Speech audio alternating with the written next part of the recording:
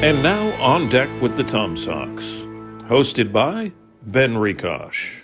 All right, a very, very, very special episode of On Deck with the Tom Sox today. Kind of a unique thing than what we usually do. I'm joined by 2024 Valley Baseball League champion and 2025 College World Series participant, Dean Mihos. Dean, first of all, how are we doing today? Really appreciate you taking some time to join the show. I'm doing well. Spending some time at home, hanging with the family. Thanks for having me on. So you're a year removed from the fourth Valley League title in franchise history. Looking back at it now, what does that trophy and all the hard work you put in mean to you? Oh, I mean, it means a lot. I mean, anytime you win a championship, regardless of where you're at, it's something special. And that's definitely something that Coach Tomlin and Coach Strickland last year instilled in us. And to go out to a new place, meet a bunch of new guys, and just have a whole new support staff there is awesome to win a championship for that league and that What team. do you, what do you remember from August 1st, 2024? I think the biggest thing is just finally securing that win and just and dogpiling on that field with everyone. It was really something special because it's not all the time you go to a summer league and you get to make it to the end with a bunch of new guys just like that. But I think we clicked really well and we're able to have a lot of success down the stretch. Looking back at last year's season as a whole, what memories stick out to you? 25 games started, 22 hits, six doubles or triples, 12 RBI, seven stolen bases. Talk me through those stats and just overall memories. Yeah, no, I mean, I think the biggest thing was just spending time with the guys. I think your teammates and your coaches and everybody around you is really what makes it worthwhile. And I felt like part of the family and part of the team as soon as I showed up on day one. But yeah, I think just day in and day out, just getting to spend time with the guys is what I really look forward to and something I miss. How difficult is it in a setting like that? Because you talk about coming to the team later in the season than a lot of the guys that started on day one. What's it like making those new friendships on the fly and then kind of having to go out there the same day and perform in a game? And you guys did pretty well at that. Yeah, no, it's definitely maybe a little bit daunting coming from, your team that you're used to coming to a new team, especially a little later in the season. Or you show up, everybody's like, "Oh, who's this guy? Where was he at the start?" But no, I mean, we all have one common goal. We want to play baseball, and we want to win. So I think that brought us together really quick, and I felt like I was a part of the team from day one. That team was really, really talented last year. What do you remember about some of the guys, whether it was Colby Wallace or Ryan Wynn or Ryan Grayshak and James Hayes on the pitching staff? Just top to bottom, there were a bunch of guys that had elite skill sets from all over the country. Yeah, no, absolutely. I actually had the pleasure of playing Colby 4 or 5 times this year, and I was able to follow a lot of guys closely who had a lot of successful seasons. And having those guys there really pushes you to be a better ball player, and just trying to play at a high level every day. And those guys, like I said, really push you to excel. Why do you think that that team last year was able to come away with the trophy down in all of the playoff series despite all that talent? Randy Tomlin suggested to me that it was the togetherness of the team and the determination of the team that kind of brought everybody together and gave them the will to win. Yeah, I mean, every team has talent, but it's what you do with it that counts. And I think us just buying into what Coach Tomlin and Coach Strickland had, set forth for us, and just trying to take it one pitch at a time is why we had so much success. We're playing for more each other rather just ourselves, and I think that really showed through, throughout the season. What was the biggest thing that you learned from Randy Tomlin and the guys last year? I think it's just being able to trust one another out there on the field. You get so caught up in trying to do your own thing and trying to push yourself that you forget that you got other guys on the field helping you. And I think just regardless of what happened, if things started going off the rails a little bit, he would always be very good in trying to get us back to center and just focus on our goal. Tell me about what someone like Coach Coy Tomlin does for a team. Just the constant enthusiasm and passion for baseball, whether it's coming off a loss or coming off a win. Of course, last year you didn't have very many losses, but regardless, just his constant joy for life and his constant joy for the game of baseball, it's got to be helpful on multiple levels. Oh no, absolutely. Yeah, despite a win or loss, Coy was the same. He always had a positive mindset, towards what we wanted to do, and he always was so excited to see us, just as we were excited to see him. And never have I ever been happy after a strikeout, but I'll tell you what, Coy made it a lot better. He poked some fun at me, but at the end, he was there to help and keep our heads up. So it was awesome having him around. So you obviously had a good year at Coastal this season, 14th player in Tom Sox history to participate in the Division I College World Series. Kind of going with a multi-part question here. What are some of the similarities and differences in competing at the championship level in summer ball as compared to Omaha? Yeah, I mean, I think obviously the biggest thing is just the vast majority of people that Yeah. are surrounding the game and that are at the stadium. That definitely plays a big part in it. But I think I think being with those guys for 3 years, meant a little more. Just the humps we've trying to get over, and I tell people all the time, I bawled my eyes out after we won the regional because that's just the hump we were trying to get over. And then throughout that stretch, I was just so excited to be playing with those guys and get it done. But at the same time, it's very special doing what we did with the Tom Sox. Like I said, just to be able to get a championship done that quick in that short of time means the bond was made really quickly, and that's something really special, and that's a testament to the coaching, the support staff, and to the players and also the fans there. What, if anything, did the 2024 VBL playoffs teach you and prepare you for about Omaha? I think the big thing is just not making, as the games get more and more important, not making the moment bigger than it is. Um, you know, we won the games by doing what we were doing in the regular season, and nothing changed as we went into the postseason. We just continued playing the same way. In the VBL, it's a 44 game regular season, and then the playoffs is maybe 5 or 6 games. In college, in Division I college baseball in the spring, I think you played close to 70 games. Tell me about the two differences in those schedules, just mentally and physically. Yeah, no, I think they're actually very similar because I know when we're playing summer ball, we're playing pretty much every day, and that is really taxing on your body. You really got to make sure you're keeping the physical aspect in there, but also the mental side. You tend to burn out through the season, but I think that's when you really lean on your team and lean on your support staff from a mental side.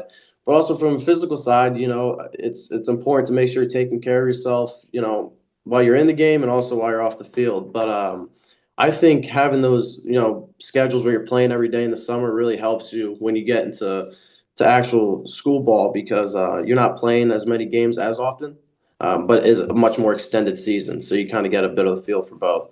hmm So this is something that I talked about with UVA's Aiden Teal when he was with the Sox a couple of years ago.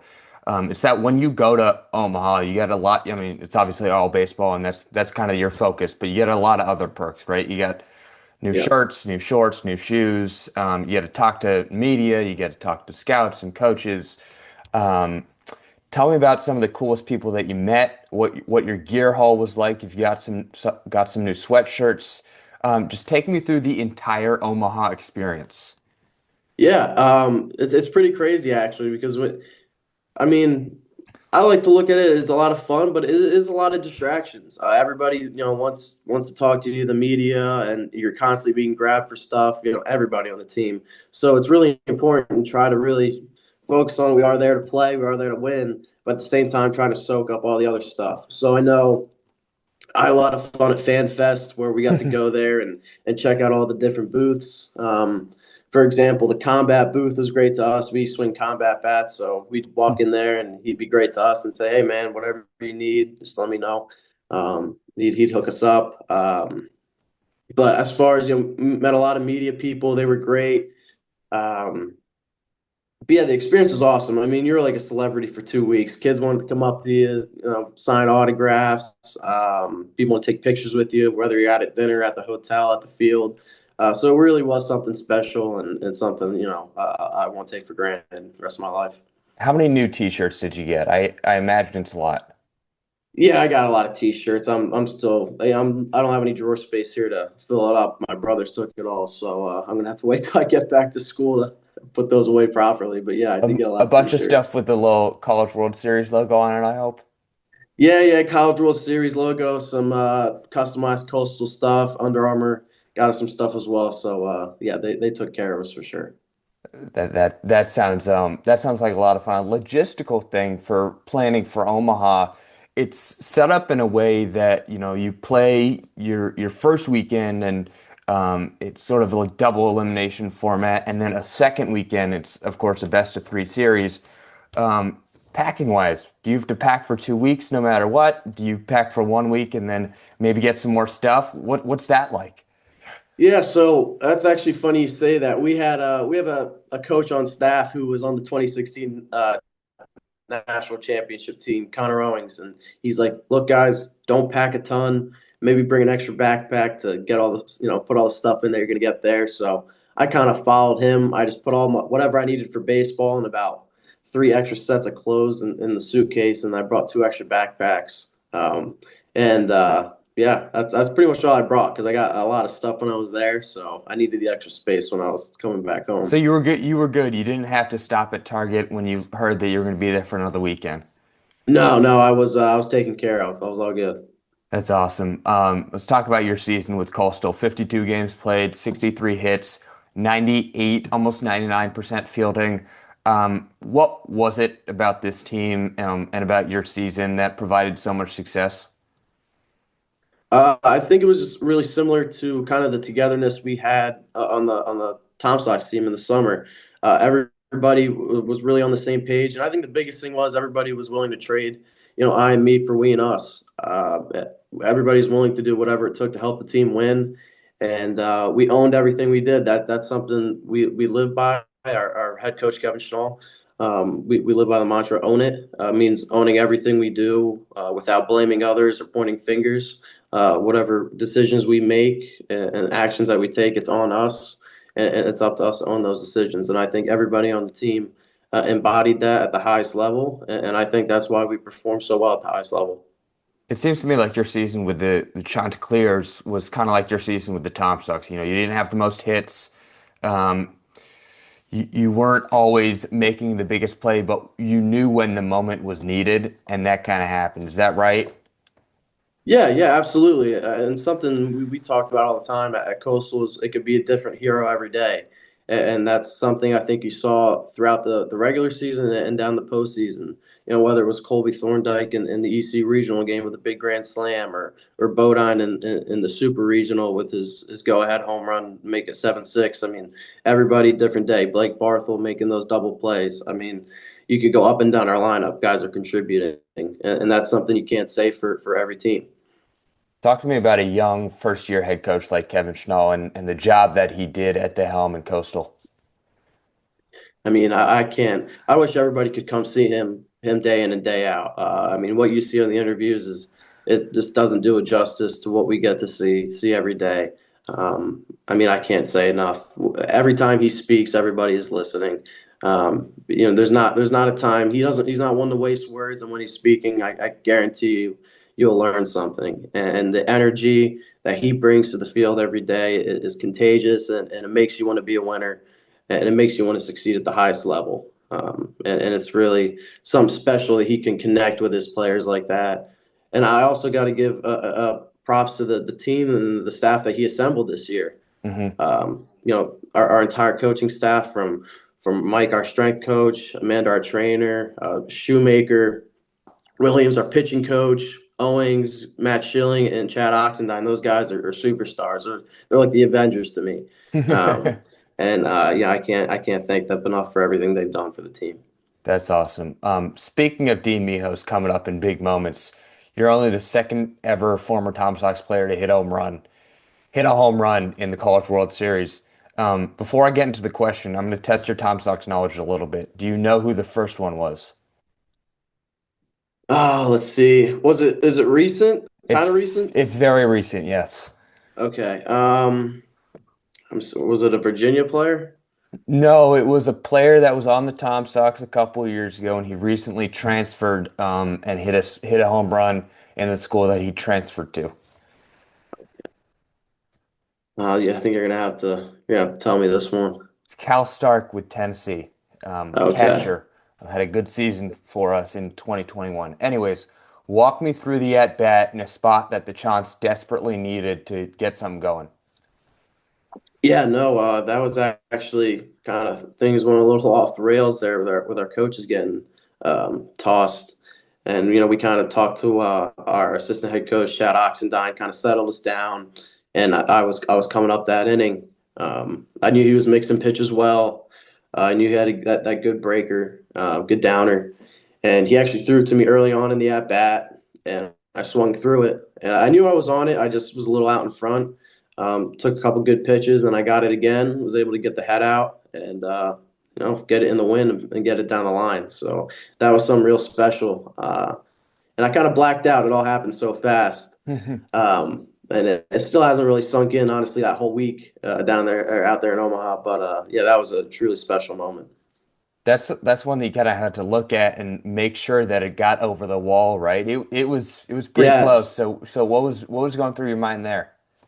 Well, I knew because the way the wind was blowing, it was really knocking stuff down that day. But I knew from BP, if you got it down in that corner, you could get it out. And I knew I hit it high enough, but I wasn't too sure off the bat, so I got out of the box pretty good, make sure I was on second. But about when I got to second, I saw that thing get over and the crowd go crazy. So Is that a I slowed moment that you up. dreamed of as a kid, just hitting a home run in the World Series on the biggest stage against a national powerhouse like that? Yeah, I mean, it's something I've watched in my upstairs room on the TV for since I could remember. I always have the College World Series on, that time of year, and just to stop and look around and say, going from watching this all these years to finally playing and doing something of that magnitude is really is a dream come true, and it's something I'm very grateful for.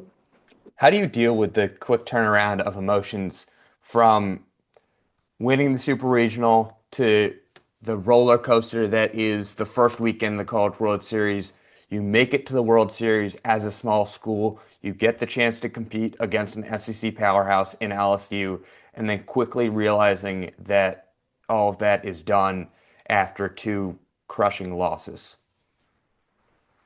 Yeah, I think. Do you mean as far as how I feel now, or how I felt moving through just Just throughout just the that roller playoff run? coaster, just the roller coaster of emotions for those 2 weeks because it's Yeah, it's a lot. yeah, no, it is absolutely. I think the biggest thing is same with like I said with what we do with Tom Sox season. We try not to change anything that we do. The process, going into the College World Series, we had won 20 plus games straight. I forget the exact number, but I know it's 26 going to the finals. And that doesn't just happen out of chance. It's our preparation before the games, and then it's how we execute in the game. We pitch at a high level, we defend at a high level, and we manufacture runs efficiently. And that's kind of been the recipe all season long, and that doesn't change just because it's a bigger stage. And I think that kind of helps us keep ourselves level-headed and pushing in the right direction. At some point in that sort of 2 or 3 or 4 week winning streak where you would have won 20 something games in a row, did you, as a team, feel like you were on cloud nine and you were unstoppable and this would never come to an end? Yeah, we weren't naive to the fact that we could lose. I mean, obviously you're not going in a game trying to lose, but at the end of the day, someone's got to win, someone has to lose. And it's never the best team that wins, the team that plays the best. And for those 26 games, we played the best. And unfortunately, those last two games, we came up short, and that's just baseball. At the end of the day, someone's got to be standing, and props to LSU. But I'm extremely confident that we're going to come back and have another amazing year. What's the pressure like on your shoulders in a situation like that you were in on Saturday? You knew that it was all or nothing that day and your entire season, despite the 26 game win streak and despite the All-Americans that you had, it all came down to that. What's that pressure and that emotion feel like? Yeah, I think the biggest thing for me was just trying to stay the same. I knew that if we won that game, we had a very good chance of winning the whole thing. So just trying to keep a level-headed mind and work through that. But the biggest thing is I'm not super upset about the season ending. I'm super upset about the fact that I won't be able to play with that group of guys again. Hmm. There's guys on that team that I consider, my brothers, and the fact that I won't be able to play with them on a field again is what's upsetting. Will bother me for a while, but I'm happy that it happened, and I'll love those guys for a very, very long time. What's next for Dean Mihos in 2026? Your future with Coastal, and then after that, what do you have in store? Yeah, we're gonna get back to Coastal, get working again this summer, all of August, and we're gonna make a run back at this thing. So I'm looking forward to that starting up again.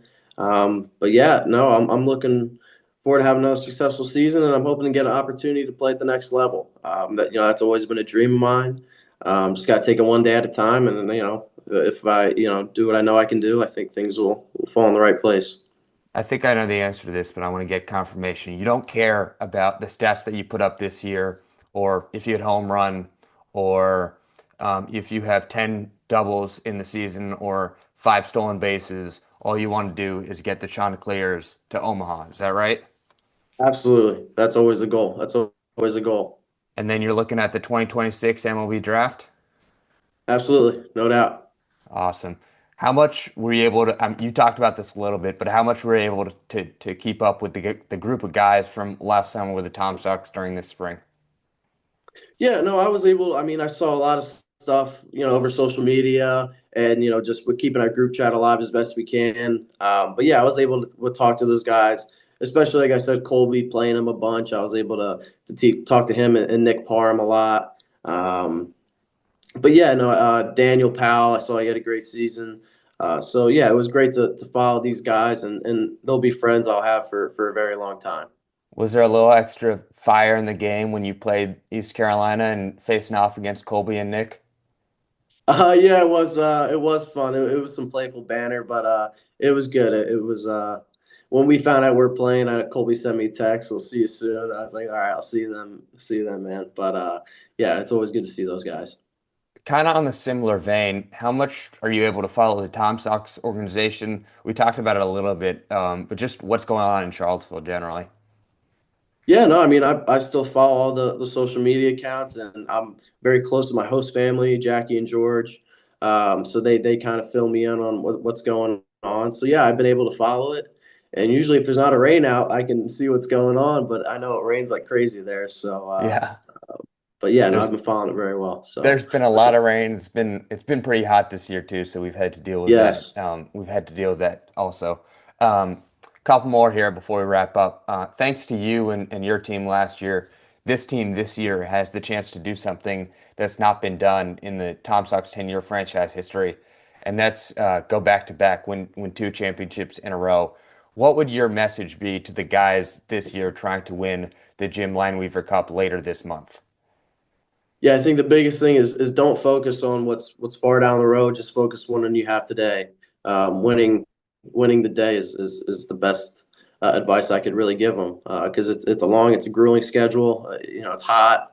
There's going to be rainouts, delays, all of that. But just taking it one day at a time is the quickest way, and I think the easiest way to not get ahead of yourself, and to have success. And then having the coaching staff and the support staff you have there, you guys will be all right.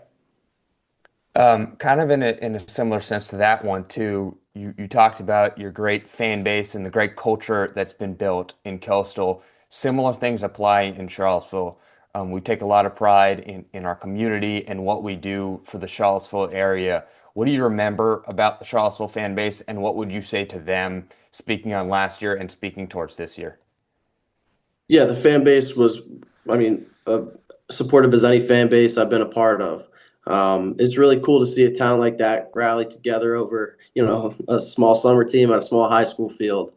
But it really brings you back, and makes you feel like a kid playing again. It's awesome, and to see the fans rally around us and support us all season, it's really what makes us continue to play too. That's a big part of it. And wherever you go, the fans make the game. So I would say continue to go out, support the guys, and they appreciate your support just as much as you guys enjoy watching them. This can be about baseball, can be about your experience in Omaha, it can be about college in general. What is one great piece of advice that someone has given you and you would like to share with everyone watching and listening? Greatest piece of advice. I think an old coach a while back told me just be where your cleats are, just be where your feet are. And I think actually I've had several people tell me that, but I think Coach Tomlin also told me that last year at summer ball. Things tend to get out of hand, speed up, and you're constantly worried about what hasn't even happened yet. So just focusing on where you are right now and focusing on the moment and the task at hand. That's awesome. I'll leave the floor to you for this last one. Is there anything else you want to say to Tom Sox Nation, to the staff members that may be listening to this, to Randy Tomlin if he's tuned in, to any of your teammates from last year, or any of your Coastal teammates, Coastal coaches, whoever it may be, about the Tom Sox, about Coastal, about your life, about your experiences, anything at all that we haven't touched on yet? Yeah, no, I think the biggest thing is in this whole journey of baseball is you meet a lot of people, and I think regardless of who they are, how big of a part they played, everybody plays a part in me being successful as a player in my journey. So I mean, I can't thank everybody enough that's helped me, especially over the past year and a half at the Tom Sox, my host family, Chesley, Coach Coy, Coach Tomlin, Coach Strickland. And then obviously my coaching staff at Coastal. I mean, I couldn't, do anything I did without them. Everybody has contributed to me being successful in my career, and I couldn't thank them enough. What a good way to end it, and a beautiful message. Dean Mihos, 2024 Valley Baseball League champion, a member of the Coastal Carolina team in 2025, that made it all the way to the College World Series in Omaha, Nebraska. Really fun to talk about that experience, talk about last year's VBL Championship, and a lot more with you here today. Thanks so much again for taking your time. I really enjoyed catching up, and it's been a lot of fun to watch you this past season with the Tom Sox, with Coastal in Omaha, and then it'll be great, obviously, going forward to see what you guys can do, and hopefully see you in the big leagues there one day, joining the long list of Tom Sox in the pros. Thanks, Ben. Appreciate it. Yeah, thanks so much. This was a lot of fun. And thanks to everybody for tuning in to this very, very special episode of On Deck with the Tom Sox.